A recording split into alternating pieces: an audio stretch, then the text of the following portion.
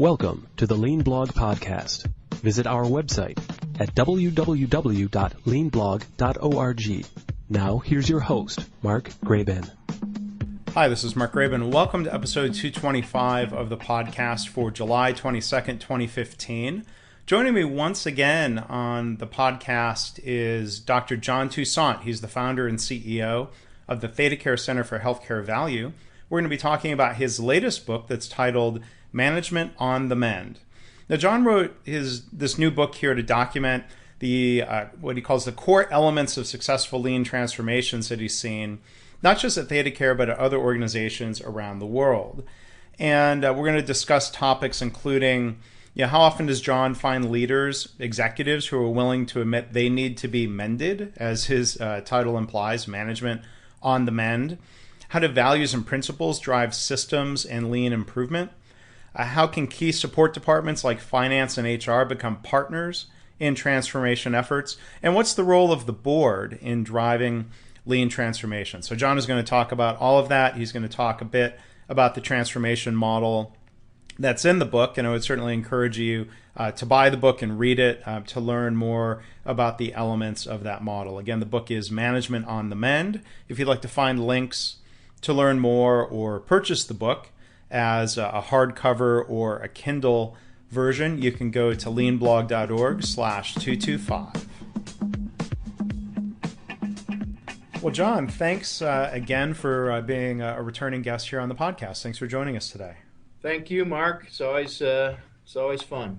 Well, and you've got a new book out, and it's always fun talking about what you're doing and what you've been writing about. So maybe we just jump in and talk about the new book, Management on the Mend, as a follow-up to your previous books. Can you tell the listeners how this book came to be? Well, we've been studying a number of organizations around North America. I spend a lot of time visiting organizations, and what we have been finding is that there are sort of some core elements, some core characteristics of successful lean transformations across the industry. So what we wanted to do was write a book about the framework of the successful lean transformations, and we're really talking about the whole transformation here, not just one component of it. So this book is the compendium of knowledge from the center, from my organization, the ThedaCare Center for Healthcare Value, as we know it today. Yes. So how do you gauge successful? I mean, how would you describe something you would consider to be a successful lean transformation? Well, as you know, lean is about getting results. I mean, the only reason that you would go through the change process required to transform your entire organization is to deliver better results. And what we were looking for is organizations that really had significantly better results, and then how they had, what they had done from the standpoint of their lean journey to achieve those. So, for example, the Palo Alto Medical Foundation used their redesign work to actually become the number one set of clinics in California related to customer quality and service. And that was rated by Consumer Reports, which has been spending a lot of time throughout the country building consumer reports for healthcare clinics. And so we were looking at, where's the world-class performance going on, and then studying those companies. And as you say in the book, this is kind of a balanced scorecard, if you will, of measures around safety and quality and access and cost, kind of across the board results, not just, a lot of people often focus on, looking for cost reduction, and clearly there's more to it than that, right? Yeah, I think we still have a lot of site visitors, and, the one thing I tell them is if you're coming to try to learn this methodology so that you can take $200 million out of your cost structure, you're probably not going to be successful. Because as we all know, this is about redesigning processes to deliver better value, which means taking waste out of the process of care, and you should see improved quality, reduced cost, and improved staff engagement. All three of those things are critically important from the standpoint of measuring success. And if you're just looking for cost reduction, this isn't the the methodology for you. Well, and there's old habits around that. Organizations that have been in cost cutting mode, and a lot of that comes through laying off staff. And you and I have both seen that lean, of course, is a great alternative to that strategy. Organizations that are reducing cost through quality and safety improvement, they're making no layoff commitments, and so organizations that are adopting that, they're I guess examples of management on the mend. Back to your book title, and so I guess my question is, how often do you find where managers or senior leaders are willing to admit, or that they're comfortable with the idea that management needs to be mended? Is that sort of a controversial thing to propose to them? What are you seeing out there?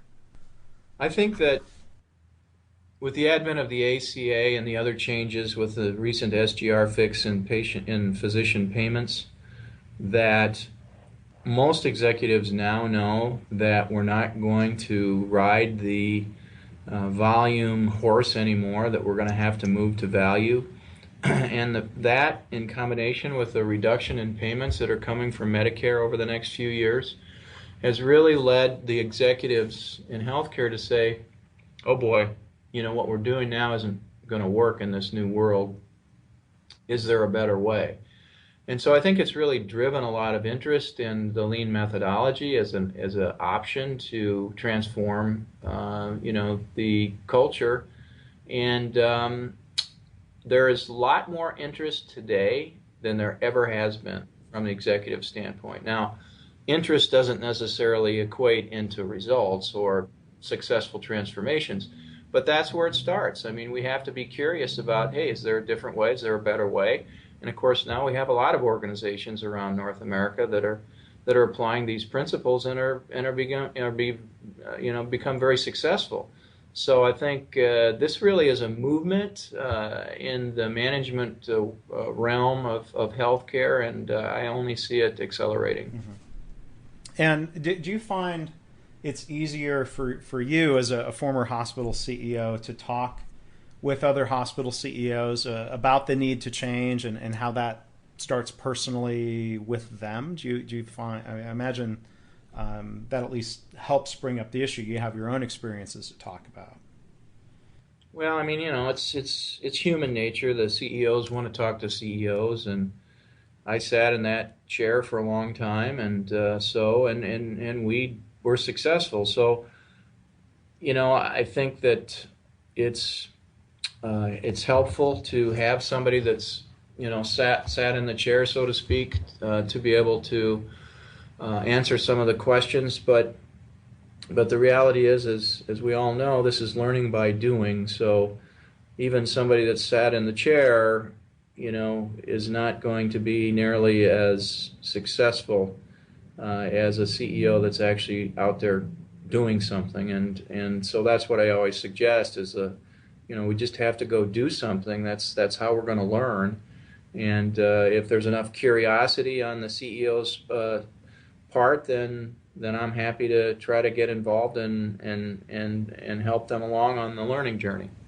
And like you said, interest isn't enough. We need activity, but at the same time, people are under a lot of pressure. We probably want to minimize the number of failures or struggles people have with lean. And so let's come back to the book and talk about the transformation model that you laid out in the book. As before we dive into some of the details, can you talk about the idea of a roadmap or a model and sort of how you came to develop that based on the experiences at ThedaCare, what you're seeing in other organizations?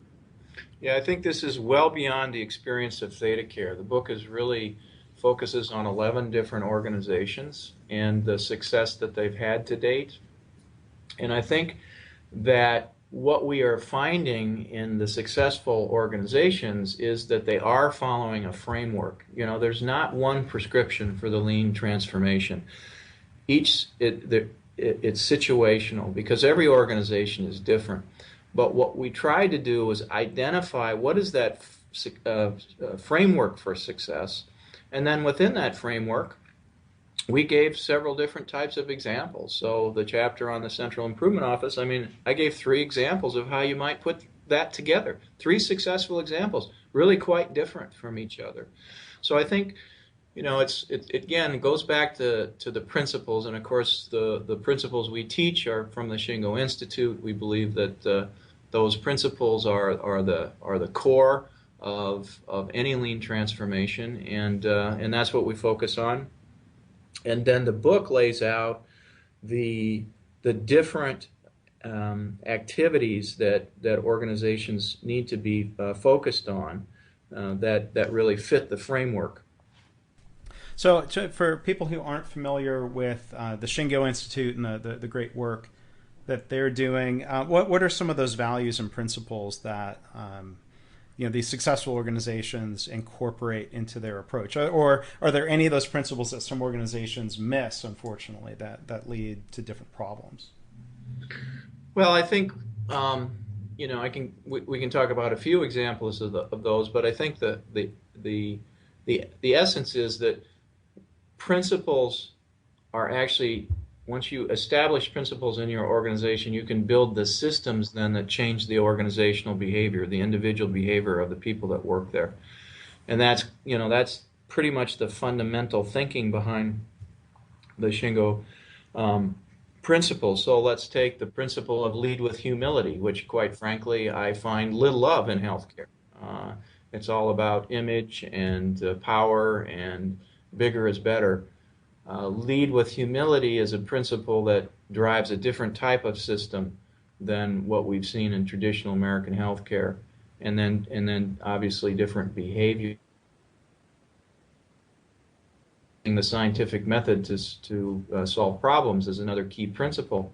And so what we're saying there is that we're going to build a system of PDSA thinking, which then is going to change the behavior of the individuals that work in the organization to always be using PDSA thinking to solve problems. I think those principles then really begin to redesign your organization, and that's why I spent a whole chapter on principles. I spent a chapter on values and principles. So values are different. Values are sort of the deeply held beliefs of an organization. So, the example I use is Paul O'Neill's belief that true respect for people is we should never injure any of our employees. So when he took over at Alcoa, he made it clear to the Wall Street shareholders and everybody else that his focus was going to be on employee safety.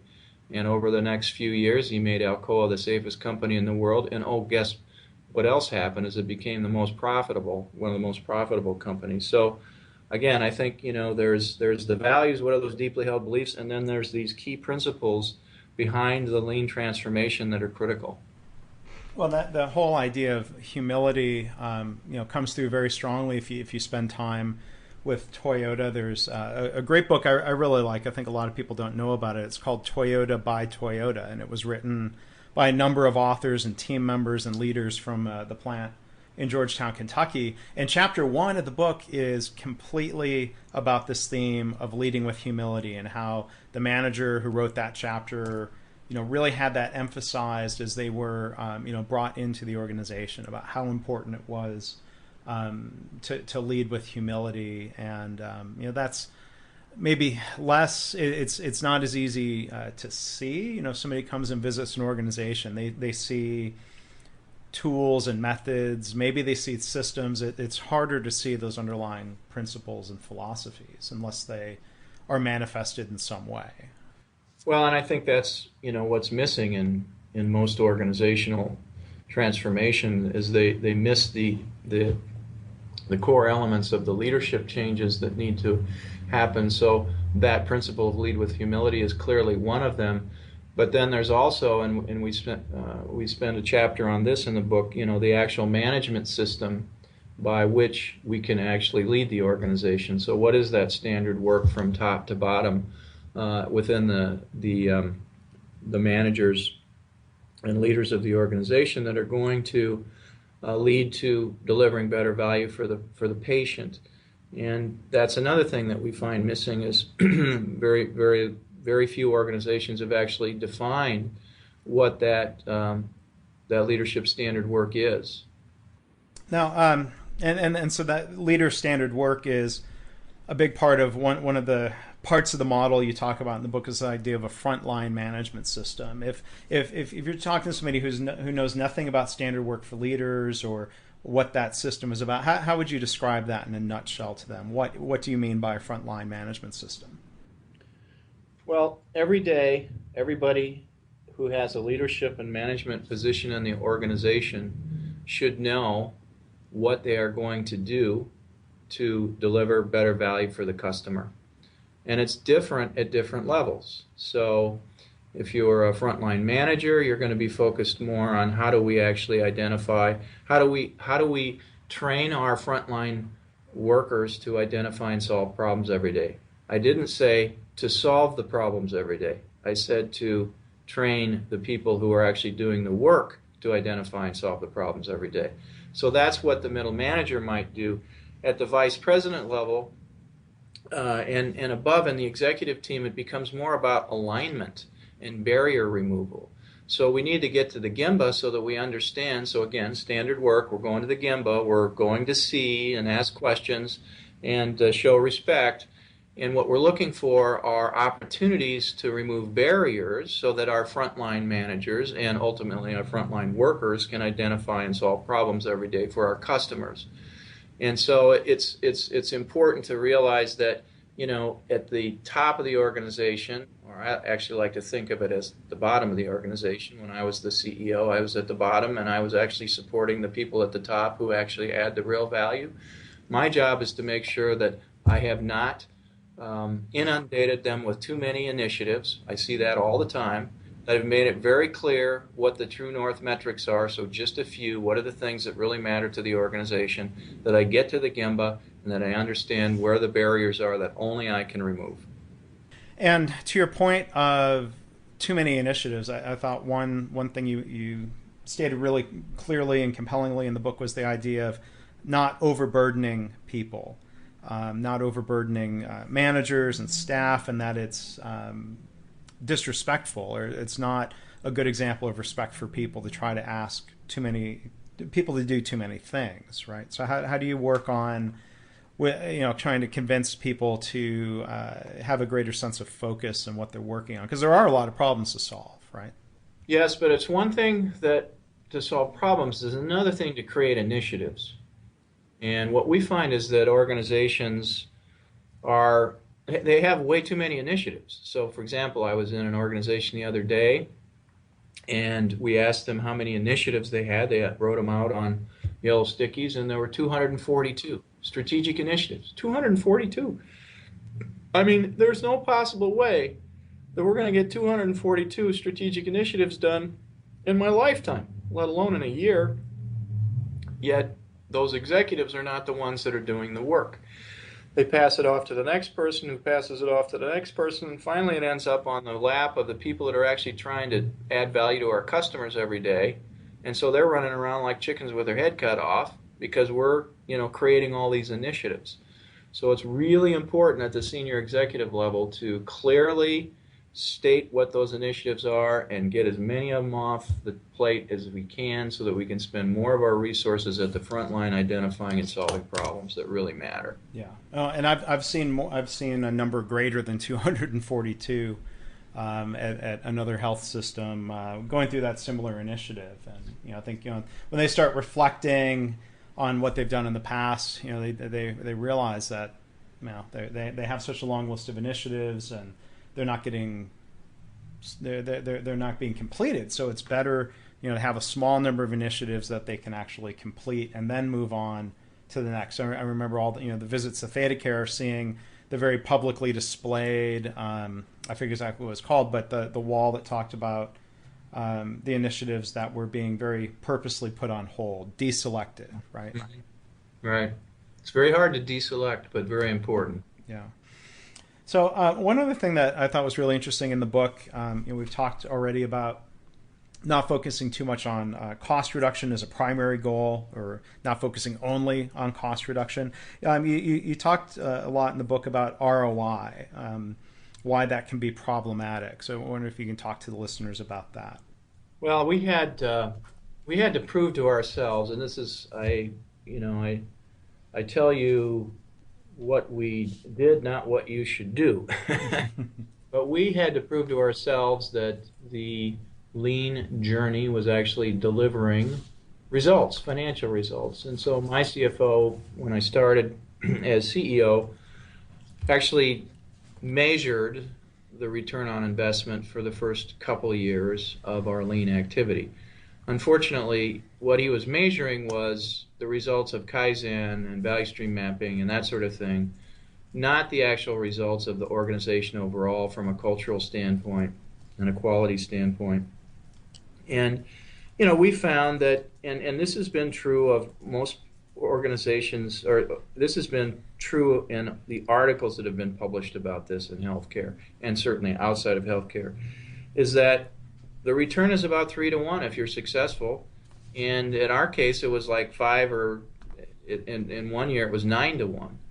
So it's not so much about measuring the ROI as it is about making sure that you're actually successfully transforming your organization using the methodology.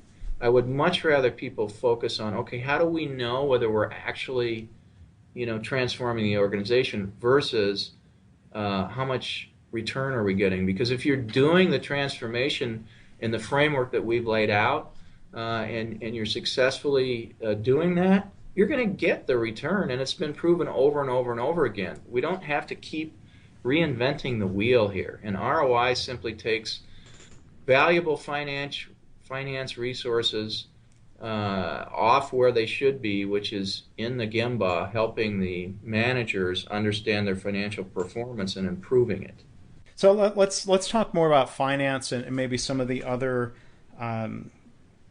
support departments that you write about in the book, the need for them to be key partners in a transformation. So what does it mean, or how does finance more directly support a lean transformation, getting out of the office and being at the Gemba? Do you have some examples of what that might look like? Yeah, we had our finance folks sitting in their office as cops, so you didn't meet your budget and we're going to get finance to come and beat you up. And the finance people hated that role, and I hated that role for them. So what we decided was what we're really trying to do is improve financial performance. What's the best way to improve financial performance? Not to act as a cop, but to actually act as a team member on a management team that's focused on improving financial performance and quality performance and staff engagement and customer loyalty and all those things. So we started the process of trying to eliminate the budget because we felt that that was a lot of wasted finance time, and if we could get rid of that, we could redeploy those finance people to the various frontline units to help them understand their financial performance. It took a few years to get that done, but in 2010, ThedaCare did move to a forecasting process. It freed up quite a few thousand hours, about 10,000 hours of time of finance people to actually then work with the team members on the front line in the different departments, whether it was the ICU, the emergency room, or the clinic. And once we were able to redeploy those finance resources to where the work's being done, guess what happened? Financial improvement. And this is what we wanted all along. So when we stopped having our finance people be cops and started having them be part of the team, they were very helpful. Well, and I think there's probably a more general lesson about that as well, not just for support departments, but back to the role of leaders in a frontline management system.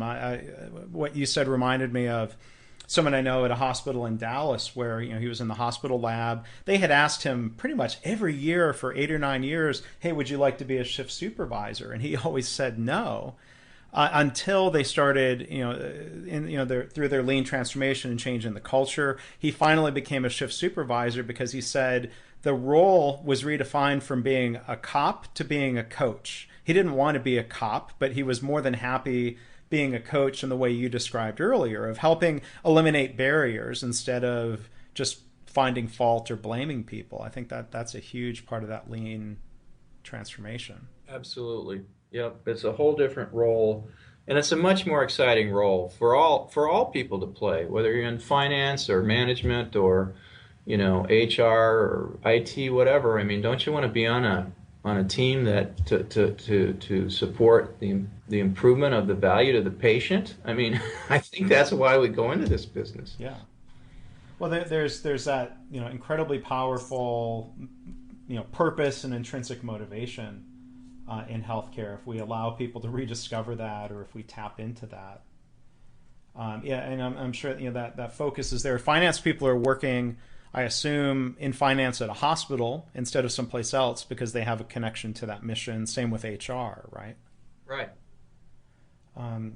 So, can you talk about HR for a minute? What are some of the ways that you see HR departments contributing to a lean transformation? I think it's really important to get these administrative service areas on board early in the transformation, which is really why I spent half of the book on the administrative service areas, because hardly anybody ever writes about them, but yet they're absolutely critically important. Finance is certainly one of them, and HR is absolutely one of them. And guess why? Because really all lean is a people development system. And HR has a lot to do with people development. And so what we have to do is define, first of all, what we are developing people to become. So what are those competencies? What are the traits of the type of worker that we're after hiring? And make sure that we're actually hiring the right people, that we're developing those people effectively to be able to identify and solve problems every day, or if they're a leadership role, understanding what is expected of them from a standard work perspective at all of whatever level that they're at. But in addition to that, we've got all these other things that are so critical, like you mentioned earlier, the no layoff piece. Well, guess what? If you're going to have a no layoff philosophy, you better have a redeployment plan. Mm-hmm. Guess who develops the redeployment plan? It's the HR folks. And I showed at the summit this year kind of the process that lean organization uses. Pretty sophisticated process to make sure that we don't let anybody go due to improvement work. So there's just a number of things that are critical when it comes to the people side of this. And not to mention the whole management, training the management system, which HR is definitely part of as well. So it's very important to have them as a team member. Yeah. And one other group it seems that's critically important is the board. And do you see organizations where the board is more directly getting involved, both maybe from the standpoint of challenging the CEO and the other leaders who report to the board, challenging them to find different ways of driving better performance, but at the same time trying to be supportive and remove barriers? Can the board drive and model some of those behaviors, or does the board at best just sort of stay out of the way? Well, it's interesting. I was just this morning, I was with a CEO from a Michigan hospital, and I asked the question, so is your board on board with this transformational journey that you're thinking about? And, he said, I've had like 3 of my board members say it's about time. Mm-hmm. So I think that boards are actually becoming more sophisticated, and those guys on his board were actually from manufacturing, and as you know, there's a lot of great lean manufacturers in Michigan, and so they know that, if they didn't use this method, they would have been out of business years ago, and they are sort of amazed that somehow in healthcare operational excellence has not been a focus. So I think we're seeing more and more, and I do a lot of work with boards, but I'm seeing more and more boards really not only understanding what we're trying to accomplish, but actually quite on board with it. Now, that's not true of all the board members, but usually there's a couple people on these not-for-profit hospital boards that deeply understand this method, and they can bring the other board members along. They can help, they can teach, and it's the board's role to support the CEO in making this happen, because everything doesn't go swimmingly. We have problems along the way. People don't like change. This is transformational change. The doctors sometimes aren't going to like change, and the board has got to be there to support the CEO when stuff happens.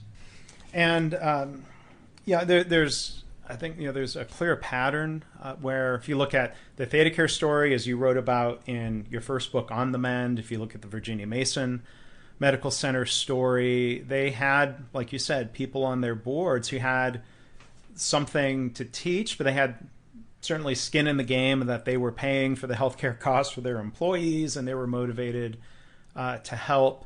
Do you have advice? I know a lot of manufacturing leaders out there who I think would be interested in trying to help, but what advice would you have for them if they had interest in trying to get on a hospital board? How might somebody go about doing that?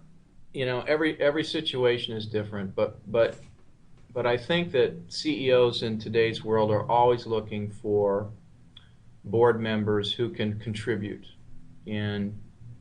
from a strategic standpoint, contribute from a teaching standpoint. And if you're in an organization, you're a lay board member, but you run an organization, or you're at an executive level in an organization that's actually been through this transformational journey, you can be very valuable to these hospital leaders. And I think you just make it clear to the powers that be that you're interested in participating and interested in helping. We got a number of people like that on our board that they raised their hand. They said, "Listen, healthcare is important. It's important to my company. It's important to me. I want to participate. I want to add some value." And so does a lot of that, do you think, come through just networking in the community, or somebody could reach out and try to make an appointment to try to meet with an executive or figure out what event they could attend? Yeah, I had community members from these companies that would, from time to time, come in and meet me, or I wanted to meet them. I think it's perfectly reasonable to call up the hospital CEO and say, "Hey, I'd like to come and talk to you and see what you're doing." Most of these organizations are not for profit, supposed to be focused on the community. Well, we better listen to the community leaders. So I've got a couple questions in the time that we have left that came from people via Twitter.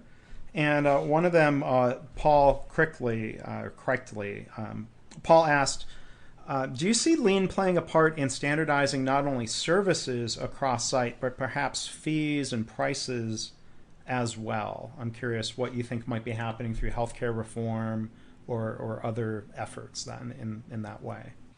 Well, I think what the methodology does is it's a way for us as providers to adapt to our environment quickly. So, for example, these local corporations here in the market in Wisconsin, and now I'm seeing it in many markets across the country, are saying to health systems, "Listen, we're going to pay you $27,000 for a knee joint replacement, and that's it. And then you have to decide, are you in or not? And otherwise, you're done doing knee joint replacements for this company." And what that's driving is for us to say, well, gee, can we actually bundle all of the services for a knee joint and make it as efficient as possible and still make money at $27,000? And so it's really getting, the method is to get us back together to say, across these what we call episode treatment groups, like a knee joint replacement, how do we get the services together in the highest quality, most efficient way? And we have to do that, or we're simply not going to be in the game.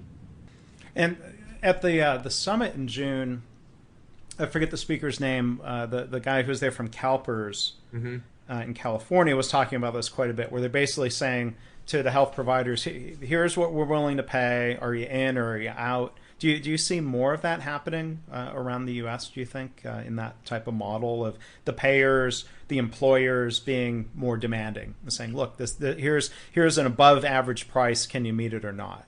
Absolutely. I mean, for elective procedures, I think this is exactly the way it's going to go. here's the price, and guess what? The price isn't going to go up every year. It's probably going to go down. And so you better figure out how to be more and more efficient each year, because we're just not going to pay these exorbitant prices anymore. And when you have a variation from, I think it was like $110,000 all the way down to $15,000 or $12,000 for the same procedure, I mean, what are the employers don't have any choice. They have to basically say, here's the reference price, because some of you guys are gouging me. Well, and that price variation is shocking when you see that being reported. The quality variation or the lack of correlation between quality and price is pretty shocking. So I would hope if somebody sees that their employer is demanding that they go to an organization that has a lower price, that in a lot of cases that actually implies better quality, if not the same. Right? When you see data like that in Wisconsin and other states, right? Exactly. The lower the cost of care delivery, the better the quality, and that's just the exact opposite of what most people think in the industry. Yeah, it's very, very counterintuitive, as I guess a lot of things are in lean.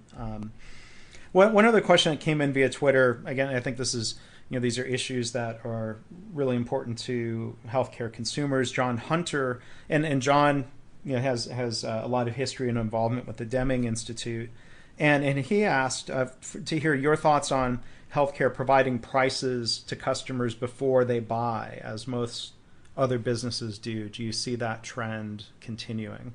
Yeah, I mean, I think this example we just showed or talked about is an example that says, here's the price, and then you decide. Provider system, you decide whether or not you're going to be a player at that price. And I think that's exactly what's going to happen across almost all elective procedures, everything from heart surgery to toenail removal. I think we're going to see more and more of this, what we call reference pricing, which is this is the highest price we're going to pay as an employer, and either accept it or you don't get the business. And I think we're going to see more and more and more of that. And CMS just came out with a big bundled payment initiative. They just announced it last week. There are a lot of potential flaws in what they've put together so far, so it's going to have to be improved. But they definitely are going down the path of a bundled pricing mechanism for paying providers. So this is the world we live in, which means that we're going to have to get all the players that actually are delivering the service together on the same team to deliver the best service, best quality, lowest cost.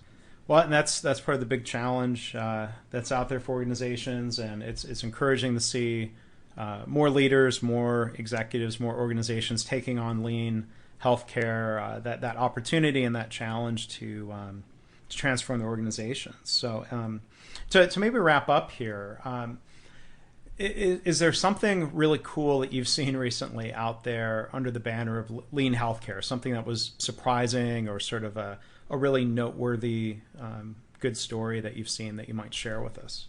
I was at the South Shore Hospital in Boston a few weeks ago, and I observed something that they call stop the line, and it was a fascinating process where the nurse actually identified a potential medication error, and or a med-rec error. It didn't matter, and she would stop the line by calling this team of a pharmacist and another nurse, who would immediately come to her station and in front of the patient's in front of the patient's room, and they would do a root cause analysis on what the medication problem was, whether it was a med-rec issue or wrong dose or whatever. And it took about 4 minutes. And then the pharmacist and nurse who were part of this, stop the line team were working with that nurse to identify a solution. And I actually observed one of these things happen, and it was quite remarkable. You can imagine if you could do a stop the line on every single medication error or reconciliation error or anything related medication problems and actually fix the issue rather than just do a workaround. And that's what they were doing, was fixing the issue. That's pretty exciting stuff. So I congratulate them for the work that they're doing, and hope to see more of it. Yeah, and that's great to hear about. And there are, I think, so many different, if we bring it back to values and principles in a story or a situation like that, the different principles about putting safety and quality first, focusing on the customer, but at the same time, supporting the staff and not putting them in a position where they're involved in a systemic error that they might otherwise be blamed for. I mean, that story, I mean, we could probably go on and on about the number of different principles that are sort of embedded into that practice. Or would you agree? Are there other principles that I might have missed? No, I think that, many of the lean principles are embedded in that experiment, and they'd run it on one department, and now they were in the process of spreading it. But again, we've got to build the management system now that can support that daily work. But it was absolutely the right daily work from the standpoint of creating better value to the patient and not passing defects on to the next patient. And I'm seeing things like this now almost everywhere I go in organizations that are really serious about the transformation. So it's pretty exciting time in healthcare, and I'm optimistic that that leaders are willing to change, and that we're actually seeing some pretty impressive changes. Yeah, and what you described there is something that maybe down the road we can do another podcast. I had meant to take a little bit deeper dive into what you wrote about around model cells, and what you described with that stop the line process sounds like a model cell. They started in a department, they saw that it worked, and now they're going to try to spread that through the rest of the organization. So maybe, would you be willing to come back at some point down the road and maybe talk more about model lines and spreading beyond model lines? Yeah, I think that's a whole topic within itself, and I think we've learned a lot from many organizations about what's successful related to not only model cell development, but also spread, which has obviously been the most difficult thing of all. So it probably does warrant, a whole separate podcast, Mark. I'd be happy to do that. Okay, but for now, I'll leave it with the plug. If people would like to read about that, they should definitely check out the book Management on the Mend. It's available through createvalue.org. I saw that the Kindle version is now available on Amazon for just $9.99. So I definitely would recommend people getting the book and giving it a read. I know a lot of people are doing that. And so, John, thank you for the book. Thank you for sharing the good things you're seeing out there and some of the challenges. And thanks for being a guest here on the podcast. Thank you, Mark. Thanks for listening. This has been the Lean Blog Podcast. For Lean news and commentary updated daily, visit www.leanblog.org. If you have any questions or comments about this podcast, email Mark at leanpodcast@gmail.com.